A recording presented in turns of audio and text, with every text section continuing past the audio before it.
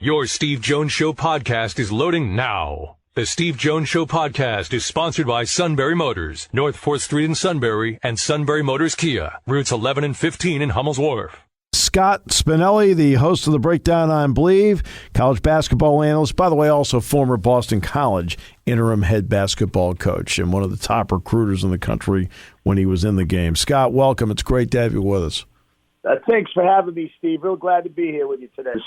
You have to look at I'm not telling you anything. You have to look at your personnel and say, what's the best way for me to win? Like Micah Shrewsbury here, he knew he had to have good lockdown, hard-nosed defense to get Penn State into games and be competitive. But there's been a trend nationally, because when Purdue played Iowa, and I was just out at the Big Ten tournament, those are the number 1 and 3 ranked offenses in the country. Gonzaga is second. Arizona, Tommy Lloyd brought the Gonzaga philosophy with him to Arizona. He's just doing it now with better athletes. Is college basketball now becoming more like college football, where it's the offensive end? Well, to your point, first of all, if you could be complete on both ends of the floor. Oh, yeah. No, you want both. I mean? Right. And, if you look at Gonzaga right now, they're tops in both categories, as well as a team like, Purdue at one point was. They dropped off defensively as the year went, but they're very good, also if they really get refocused defensively. But to your point, I think this. I mean, the three-point line is the great equalizer, right? Yes. And I think the game is evolving, and it started with, the NBA, what Golden State did. It's a game now of skill. And back when we were playing, or at least when I was playing, it was all about athleticism, length, and size. And, I think now if you're recruiting, if you're putting a team together, your focus has to be on, to me, I mean, this is just me, on recruiting guys who are skilled players, specifically guys that can shoot the three. And then if you could get savvy kids who really understand how to play, which is who Notre Dame is, then I think you've hit the jackpot in terms of what you're looking for. But the game has changed, to your point. And what's interesting is that you bring up, you and I both know Mike Bray wants to be old, stay old, which I would like to point out that at this stage of my life I've perfected. You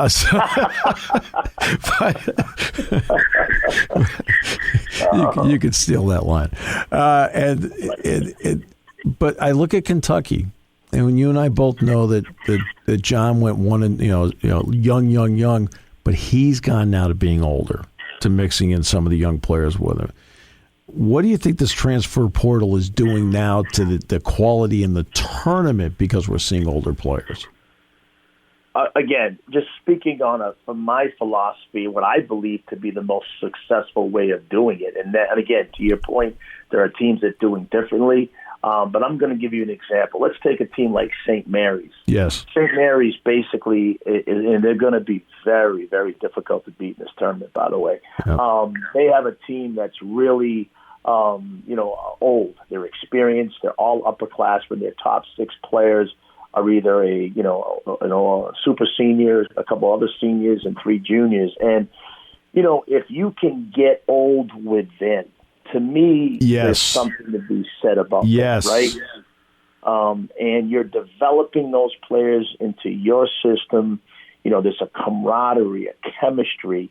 There's also, those kids are going to college where they're actually, there's classmates. So people are kind of, they're rallying behind one another. That's what college basketball at one point was, right? I mean, in terms of now, we were at Boston College and we had it turned, and all of a sudden we lose a kid to the lottery after his junior year, and we didn't have the transfer portal. So that transfer portal, I do think, is valuable to sprinkle in. But again, for me, I think the best programs, and there are some in this tournament that have, gotten old within, and they're going to be the teams to really look out for, to me, in this tournament.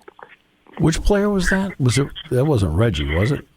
No, it was Jerome Robinson. Yeah, Jerome Robinson. Yeah. Okay, I remember this, Scott. Yeah. Yep. And that's, you sit back and go, great. Oh, great. Yeah, he's a great, but great. I know. He's too good. Right. And, and the fun thing about that is, like, I'm sure like with what Penn State's doing too. I mean, finding those under the radar guys and then developing them and watch them, develop. And then all of a sudden you're like, oh my God, it's too fast. We need you another year. But, or you can't turn down an opportunity to be the first lottery pick in Boston college history, right? So anyways, so I think that's what can hurt programs too when they lose those type of guys. Yeah, no, you're absolutely right about that. You get that, hey, we beat out everybody, and then he develops, and you're like, could you slow your development just a little bit? That would really help us a lot if you did. No question. So when you look at teams that I want to get to Iowa for a moment. Iowa won, I think, like 9 of their last 10, something like that. Virginia Tech won. People don't realize they won 13 of the last 15 along the way. So those two teams, they get in the tournament. Their seeding didn't change much by winning the tournament. I think Virginia Tech probably got in because of it. What do you think about their ability to advance? Well, I think it comes down to matchups. I mean, as you know, when you get into these tournament brackets and, you're sitting there, you're looking at, okay, who are we getting ready to play? And, so often you could have the best team in a 7-game series, but in a 1-game matchup where maybe your weaknesses are their strengths or they can exploit some of your weaknesses, that's what makes the NCAA tournament really fun. And if you look at Iowa-Richmond, Iowa's got their hands full. Oh, my God. Old team. The way oh, my God. And then, to your point, they're playing. Some of these guys play defenses that you haven't seen. They'll play matchup. They'll play 2-3 zone. I mean, UAB will play multiple defenses within a possession, and you haven't seen some of that stuff. They'll go from zone to man when the ball goes to the corner. So, there's things that just you haven't seen in terms of during your conference. But again, I think Iowa obviously is a fun team to watch. They're explosive. But again, that Richmond team is dangerous, as you saw in the A-10 tournament. Yep. To me, Virginia Tech and Texas are two teams that have done it totally different ways. Texas and Coach Beard have the 5-star guys, the 4-star players. They're a team that's really built in terms of a defensive identity. And then you look at a team like Virginia Tech that has, Coach Young came from Woolford, a small Division I school. Yep. He brought some of his guys with him, and they have mostly mid-major players who have developed, who are older, and who have come up within his system. So, and they're an excellent 3-point shooting team. They led the ACC. They're going to be a tough out. So I think, again, a lot of these teams that we're seeing, again, it comes down to the matchup, and they could get beaten any of these rounds if the matchup, doesn't favor them. That's why when I looked at Kentucky's path, I see one favorable matchup after another. What do you see? I think Kentucky has a tough road ahead of them. I think that second, we all know, St. Peter's is a team that defensively is really good. They're really now. good. And, yeah. And so you can't take them for granted. That second round game, I think Murray State is really good, but I also think San Francisco is under the radar. They played that West Coast Conference was brutal this year. It was a lot better than people thought it was. That's not going to be easy.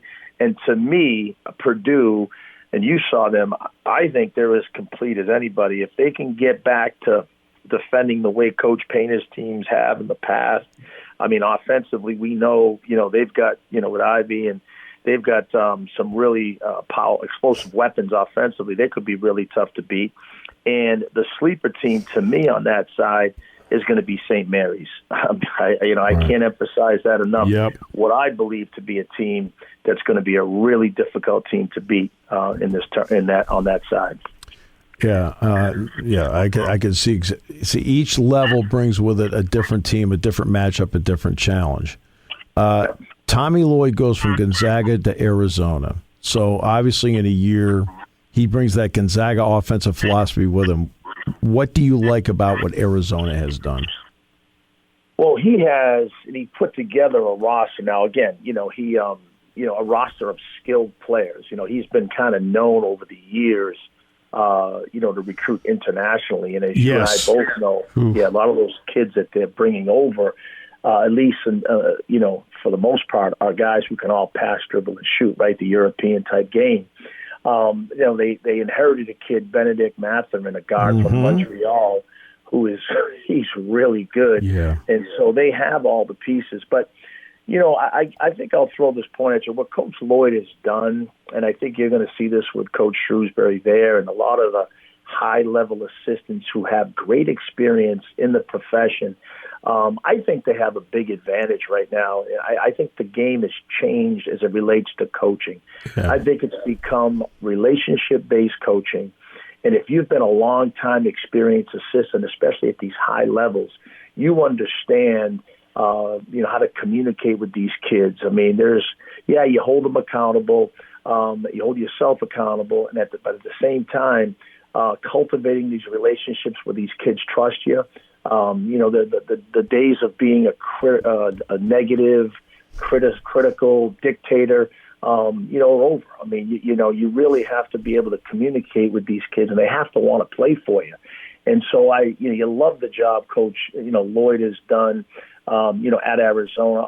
Look at Mark Adams. He's 65 years old. His first head coaching job, and he's killing it. So I do think the high-level experienced assistants that are out there getting these opportunities, I think they're going to be a lot more successful just because of, again, the relationships that have been cultivated over the years. They're the ones dealing with these kids after, when they're an assistant, when they lose, when they go through the ups and downs in college, and talking to the kids and keeping them on that path. So again, with everything that's changed today, I think they're valuable right now in terms of the high-level experience assistant and being successful as head coaches. And what's important about what you just said, Scott? In the recruiting process, when you, quote, lose a kid in the recruiting process, keep the relationship strong and going, because the transfer portal may bring him back to you. That's a great point. Yeah. Great point. Yep. Your final four would be for the interested out there? I tell you what, I'm going to start with the West. I think a lot of people have written Duke off, and obviously, deep down you're rooting for Gonzaga just because Coach Few and the incredible job they've done out there, and they got a heck of a ball club. But I got to tell you, there is no statistic or analytical number that you can put on the will to win and the emotion and the drive. And I think Duke and those young kids and what they went through the last game of the year, the emotion there at Cameron, seeing all those legendary players back. I mean, practically the entire world, watching Coach K in his last home game. I think that was a little bit too big for those kids. Yeah. And I think they became emotionally drained from that. Now, they went to the ACC tournament. They got to the championship. But if you really watch the tournament, they weren't themselves. I mean, their defensive focus just wasn't there. They weren't pressuring the ball. Their one-pass positioning was not there. Their two-pass positioning and help side wasn't there. Yeah. Their point-of-ball screen defense wasn't there. I think when Duke got back to Cameron and they were in that film room, I think they're going to be super focused, refocused, dialed into the defensive end of the floor, and they are going to be a very difficult team because, as we just talked about, the will to win. Yes. And send Coach K off will be there. I like Duke. I do like Purdue on that bottom bracket in the East. I think Baylor's the most vulnerable 1 seed just because they got two of their best players. I mean, L.J. Cryer and the big kid Jonathan, they're both out. Right. And they still were able to get to where they are. But I like Purdue on that side. I love Villanova. I think their team is built to win in the tournament with Gillespie healthy and back. Unconventional style in terms of going perimeter to post with their guards and really, lighten you up from the three, and they've got great versatility. I like Villanova. And in that bottom bracket, I think I have to take Auburn just because I think they're complete with Kessler, in the middle, making up for a lot of breakdowns defensively. But that's just my thought. Scott's great stuff. Let's see. New England guy. Let's see. I want to say born in Leominster. Plastic factory capital of the world, Leominster, Mass. Yeah. Okay. I'm the only host in the country outside of Massachusetts that actually can pronounce it correctly. It is Leominster, Fitchburg, and Leominster. Okay, because Penn State is a kid from Haverhill, so.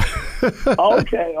Yeah. All right. So you know the area. Oh no, I grew up in New England. I grew up right near the Basketball Hall of Fame. So.